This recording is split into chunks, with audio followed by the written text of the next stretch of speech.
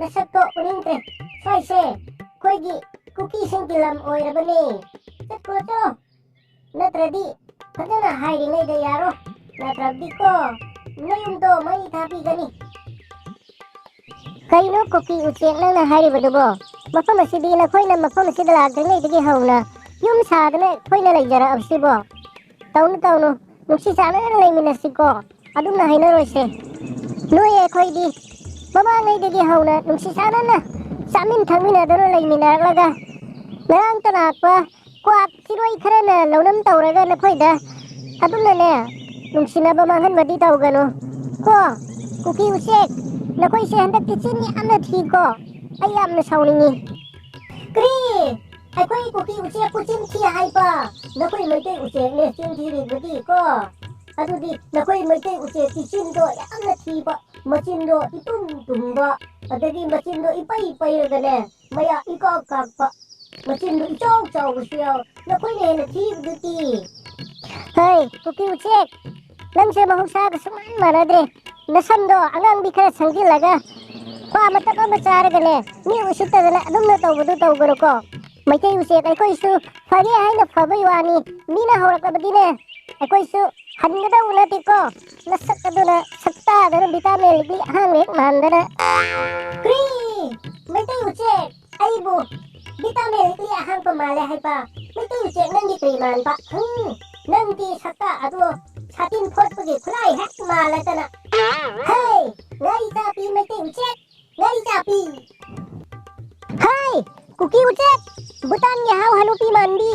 maitei uchek ai khoi na ngari chabi oirabadi cookie uchek na khoi di gari chaba ha na khoi na khaini chaba khangaba khaini chabi cookie uchek cookie kuli na khoi di cookie na te kuli khangaba mi gi pot hang bi bado kuli hey immigrant hey maitei uchek apau pi phải được pangang ngang pino ngabra ngai umdo mai thabi gani huji se koi gila oirabane aina immigrant oiradi mati lon ngang ba haikro apang pi mati uche apang pi hey cookie uche mi usita batau nuko hey samrai fandi nupi arg wife khaini chabi duthatpi popi panter ai khoi bu arg wife ka haina na khoi na kana arg wife ha na khoi na happy wife ko khoi na happy wife khampi bro mite uche amau pi afong pi ai khoi ti popi planter ne na khoi na kri planter ha na khoi na ganja planter khampi bro mite uche hey cookie uche na khoi se mayam sipai na khara lakpi hai na adu hang na snapal tawnu ko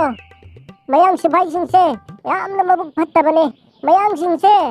na khoi nong masoi da na khanglakini ko nohai kabakhini numi khudingi number 4 ga kona na fare hai na pauchi sing da khabar da tv da yauri ba pon khural na mega adu tawra mega na khoi bu nati na khoi bu ikai da bra hai ba ai wara madine nan na tonta sijakrani kai khangdabro lohaibo noigi napa na pu duna polko tamda na khoida ikai ba haiba saruk to thungbirak tabra haiba laina sembada is maitei uche yang pa yan na haire ko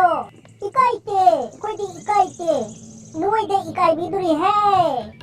akoi de he na chawkhat pa america phauba upi thaye khangtro hai cookie uche apang di mina thabadi chawkhat thaurangi thabani ne medicine gi oira thabani ne adu maina number 4 yolaga kani yolaga paisa phanglaga loi haina khali bana kuktu kari kokno tumgi mirol manglaga ai nuairaga kari kana duino isona so na piroye na khoibo isona siya royeba adu ma phata thabak dawbodo karamba bible da mi hano mi gi yummai thao popi tharaga kani lokaga number 4 yolaga paisa talu migi lamunu haina iramba yawbage ha yawbraba bible da ha maitei check taning de tapi khotlo layum do mai dhabi gadawre kai hai sing ma sar no chalo taning de chalo pan aput pa khara dang charega ꯏꯖꯠ ꯂꯩꯅ ꯍꯤꯡꯕ ꯀꯨꯀꯤ ꯃꯌꯥꯝ ꯑꯃꯁꯨ ꯌꯥꯎꯔꯤꯕꯅꯦ ꯂꯩꯔꯤꯕꯅꯦ ꯑꯩꯈꯣꯏꯗ ꯅꯣꯏ ꯈꯛꯇ ꯒ꯭ꯌꯥꯟ ꯇꯥꯕ꯭ꯔꯣ ꯅꯣꯏꯇ ꯍꯩꯁꯤꯡꯕ ꯁꯥꯔꯅꯨ ꯆꯠꯂꯣ ꯅꯪ ꯅꯌꯨꯝ ꯃꯩ ꯊꯥꯟꯒꯦ ꯈꯪꯅꯤꯀꯣ ꯅꯆꯤꯟꯗꯣ ꯄ꯭ꯔꯦꯡ ꯄ꯭ꯔꯦꯡ ꯉꯥꯡꯂꯤꯉꯩꯗꯀꯣ ꯂꯩꯌꯣ ꯅꯪ ꯑꯣ ꯄꯣꯄꯤ ꯋꯥꯏꯐꯩ ꯂꯥꯛꯑꯣ ꯃꯩꯇꯩ ꯎꯆꯦꯛꯀꯤ ꯌꯨꯝ ꯃꯩ ꯊꯥꯔꯁꯦ